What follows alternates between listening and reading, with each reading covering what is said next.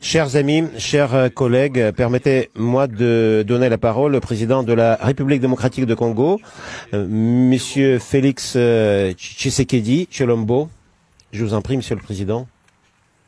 Monsieur le Président de la Fédération de Russie, Monsieur le Président de la République arabe d'Égypte, coprésident du présent forum, Majesté, Messieurs les chefs d'État et de gouvernement, Monsieur le Président de la Commission de l'Union africaine, Mesdames et Messieurs les représentants des organisations régionales africaines, Mesdames et Messieurs, je voudrais tout d'abord vous exprimer, Monsieur le Président de la Fédération de Russie, et à travers vous, au gouvernement et au peuple russe, notre sincère gratitude pour l'accueil chaleureux qui nous a été réservé depuis notre arrivée sur le sol ami de la Russie.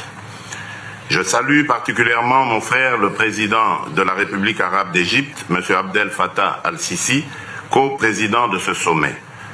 Le choix porté sur la charmante ville de Sochi pour abriter le présent forum économique Russie-Afrique me semble particulièrement judicieux pour réfléchir sur les orientations nouvelles et fortes dans les relations économiques entre la Russie et l'Afrique. Je n'ai aucun doute que nos échanges de Sochi aboutiront à la promotion d'un partenariat Russie-Afrique mutuellement avantageux.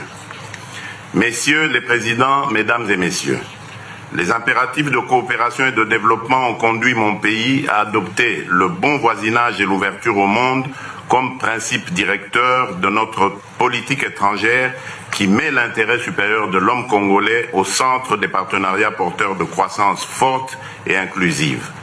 Longtemps victime de conflits et de reculs socio-économiques, mon pays, la République démocratique du Congo, mesure l'importance du dialogue des civilisations et du respect des souverainetés nationales. Les efforts des pays africains pour le développement et le mieux-être social sont sérieusement handicapés par manque de vision politique commune et concertée. Dans l'esprit d'un partenariat bénéfique pour la Russie et l'Afrique, le présent forum de Sochi devra répondre aux attentes des parties prenantes. Messieurs les présidents, Mesdames et Messieurs, du fait de sa population, sa superficie, son écosystème, ses ressources du sol et du sous-sol et de son potentiel hydroélectrique, la République démocratique du Congo, qui partage ses frontières avec 9 pays, demeure un maillon important dans le développement de l'Afrique. Selon la Banque africaine de développement, l'Afrique a besoin d'importants investissements situés entre 130 et 170 milliards de dollars par an, avec un gap de 68 à 108 milliards de dollars. La forte dépendance au secteur minier n'a pas été propice à l'émergence des économies africaines. Dans le cas spécifique de mon pays, entre 2010 et 2014, les entreprises minières et pétrolières ont mobilisé des revenus de l'ordre de 48 milliards et demi de dollars, alors que le pays n'en a tiré que 6 milliards 9 de revenus. Les multinationales investissent continuellement en République démocratique du Congo, comme dans les autres pays africains à haut potentiel minier. Il est cependant surprenant de constater qu'elles sont peu sensibles aux sirènes entretenues par les médias dominants à l'échelle mondiale, qui dépeignent le continent comme le réservoir de tous les malheurs, la zone rouge de tous les investisseurs. Cet afro-pessimisme médiatique à géométrie variable constitue une injustice qui devrait cesser. Mesdames et Messieurs, le modèle de développement durable que j'ai choisi consacre le primat de l'agriculture sur les mines. Avec ses 120 millions d'hectares de terres arables, le lac Tanganyika, le plus poissonneux et le deuxième lac au monde par le volume et la profondeur après le lac Baïkal, mon pays peut atteindre l'autosuffisance alimentaire et nourrir 2 milliards de personnes en résorbant ainsi 2 fois le déficit alimentaire mondial. Le chemin qui mène de la pauvreté au bien-être a été balisé par les agendas 2030 des Nations Unies et 2063 de l'Union africaine, auxquels s'ajoute le lancement de la zone de libre-échange continentale africaine, pour lesquels l'Afrique sollicite l'accompagnement de la communauté internationale en général et de la Russie en particulier. Dans ce contexte, l'Afrique entend demeurer en dehors des rivalités des grandes puissances. Partisan d'un nouvel ordre politique, d'un nouvel ordre mondial plus équilibré et plus inclusif, je m'associe à la volonté exprimée pour demander que la Russie réintègre le G7. Messieurs les présidents, mesdames et messieurs, pour terminer, je considère que ces assises de Sotchi ne seront un succès que dans la mesure où la mise en œuvre de leurs résolutions permettra notamment l'installation des usines locales de transformation dans les secteurs des industries extractives et de l'agroalimentaire, le transfert des technologies, la modernisation des infrastructures et l'accessibilité aux financements innovants des investissements. Je vous remercie de votre bienveillante attention.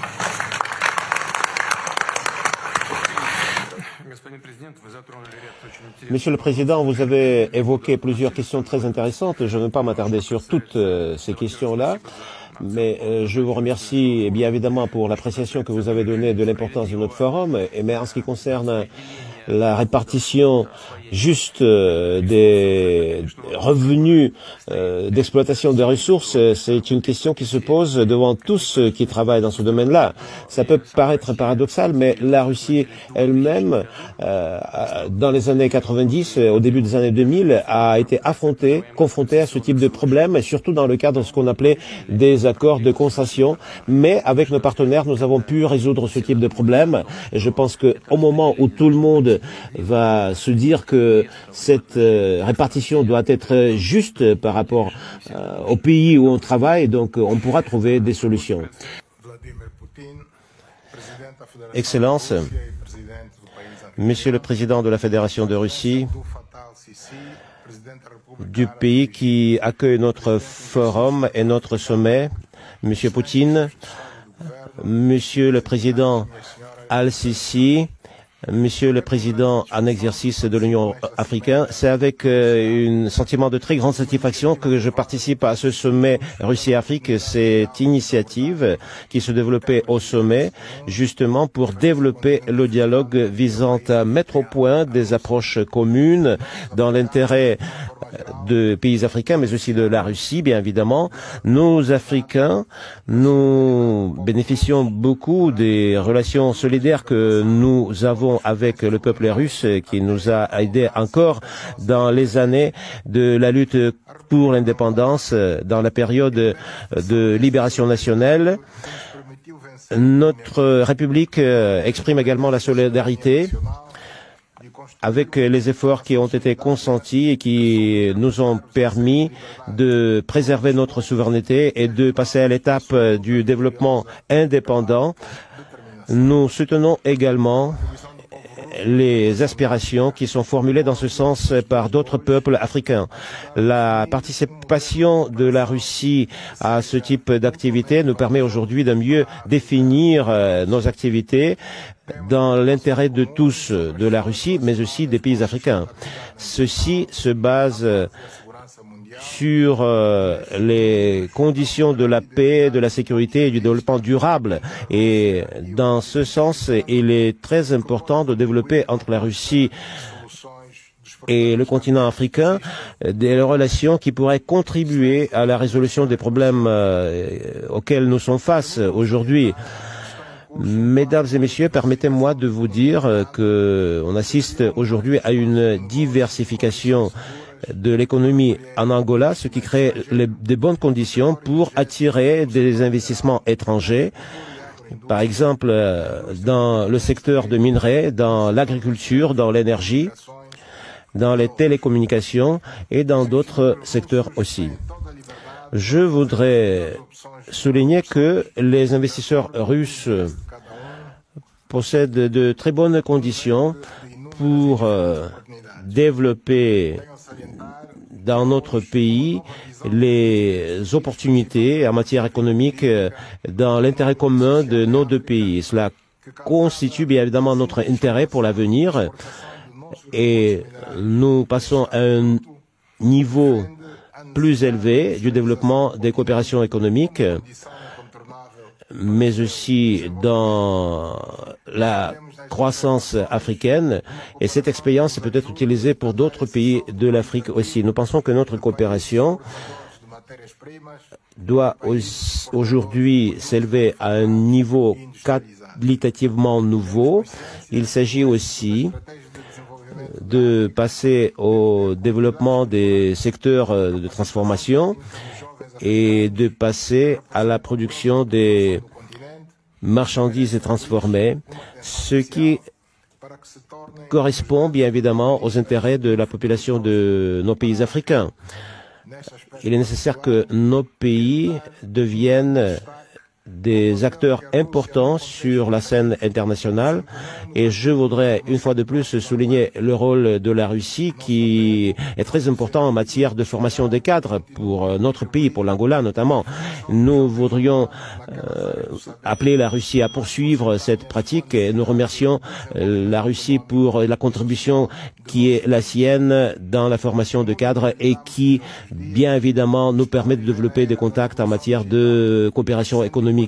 Le monde connaît aujourd'hui une révolution numérique et le continent africain ne peut pas être en dehors de ce processus. Et là aussi, nous sommes très intéressés à développer avec la Russie des relations de coopération et la Russie pourrait jouer un rôle très important, déterminant, voire dans ce sens-là. Je vous remercie de votre attention. Je vous en prie. Monsieur Denis Sassou Nguesso. Monsieur le Président de la Fédération de Russie, Monsieur le Président de la République arabe d'Égypte, Président en exercice de l'Union africaine, Majesté, Mesdames et Messieurs les chefs d'État et de gouvernement, Monsieur le Président de la Commission de l'Union africaine, je voudrais à cette occasion solennelle adresser nos remerciements les plus chaleureux au président Vladimir Poutine pour l'initiative de ce sommet Russie-Afrique et pour les soins qui nous sont réservés depuis notre arrivée au bord de la mer Noire dans cette belle ville de Sochi. Comme l'indique l'agenda 2063 de l'Union africaine, l'Afrique est bel et bien un espace d'avenir avec une population jeune et des ressources naturelles abondantes. Le lancement récent de la zone de libre-échange continentale africaine participe de notre vision de faire de l'Afrique une terre de prospérité partagée. Sur le continent, des projets intégrateurs sont nécessaires dans des domaines prioritaires tels que l'énergie, les infrastructures de transport et de télécommunications. Cependant, devant leur complexité, les coûts élevés, aucun pays ne peut réaliser tout seul ces projets intégrateurs. Ici est donc d'accélérer l'intégration des États par des grands ensembles régionaux et des réponses inclusives basées sur des ambitions communes. En cela, les coûts seront plus soutenables à partir des facilités de financement concessionnelles remboursables sur le long terme. C'est ici l'occasion de rassurer tous nos partenaires que la préservation de la paix et de la stabilité sur l'ensemble du continent demeure notre credo essentiel.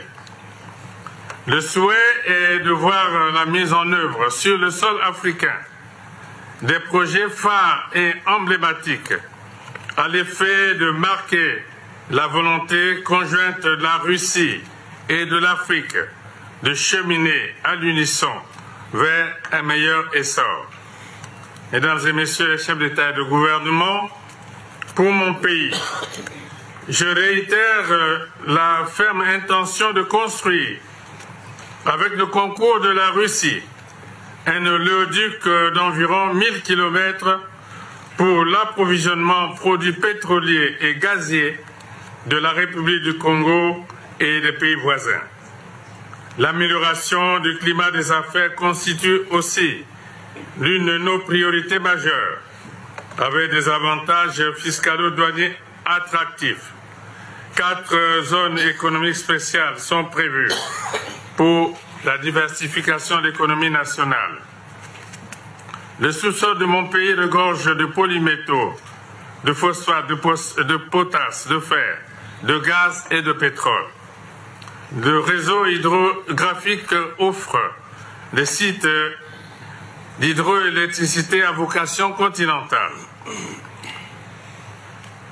Le bassin du Congo constitue aussi le deuxième poumon vert de la planète, ce qui en fait un maillon essentiel en matière de protection de l'environnement et de préservation des écosystèmes. J'en appelle à un soutien en faveur du Fonds bleu pour le bassin du Congo, outil au service de l'humanité en termes de régulation climatique. Monsieur le Président de la Fédération de Russie, les peuples africains ne remercieront jamais assez le peuple russe pour l'appui déterminant qu'il a apporté au mouvement de libération de leur continent et à sa décolonisation complète. Au moment où s'ouvre cette nouvelle page entre la Russie et l'Afrique, une espérance très forte s'empare du 1,3 milliard de citoyens africains qui accueillent ce nouvel élan de coopération avec optimisme et ferveur. Vive la coopération russo-africaine. Je vous remercie.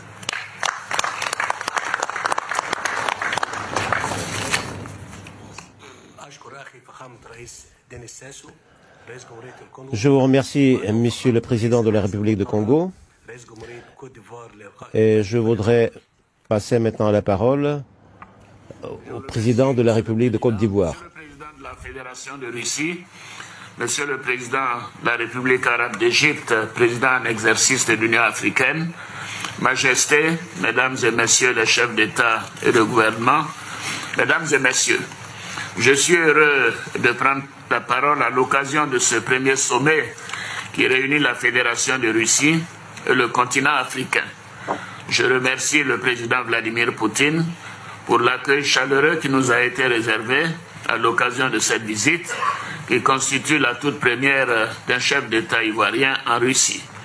Je félicite le président Al-Sisi, président de la République arabe d'Égypte, président en exercice de la conférence des chefs d'État de l'Union africaine, co-organisateur de ce premier sommet en Fédération de Russie.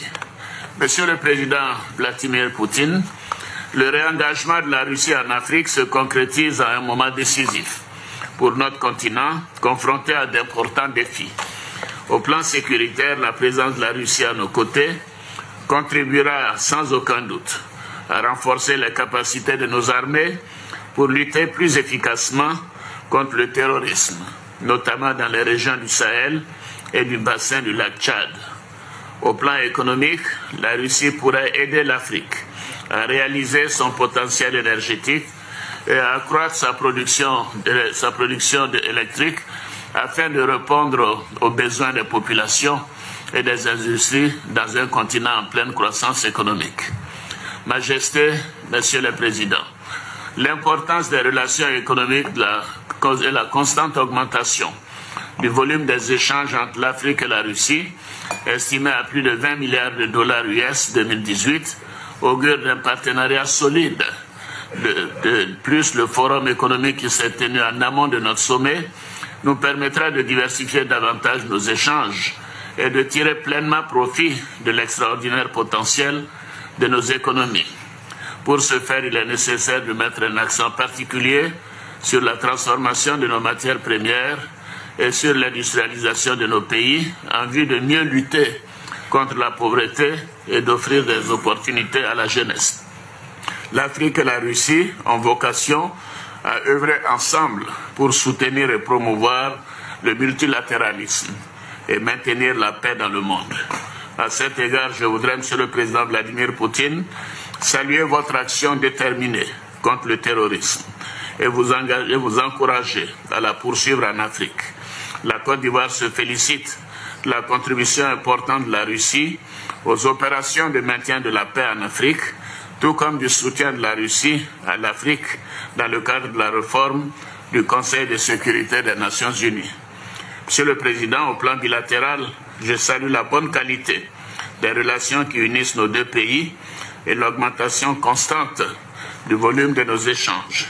J'invite le secteur privé et les entreprises russes à profiter de nombreuses réformes que nous avons entreprises pour améliorer l'environnement des affaires en venant investir en Côte d'Ivoire, notamment dans l'agro-industrie, l'énergie, les mines et les infrastructures de transport. Au plan diplomatique, je me réjouis de la parfaite collaboration entre nos deux pays, notamment au Conseil de sécurité des Nations Unies, où la Côte d'Ivoire siège en tant que membre non permanent jusqu'en décembre 2019. Monsieur le Président, Excellences, Mesdames et Messieurs, je voudrais pour terminer souhaiter un franc succès à nos travaux. Je vous remercie.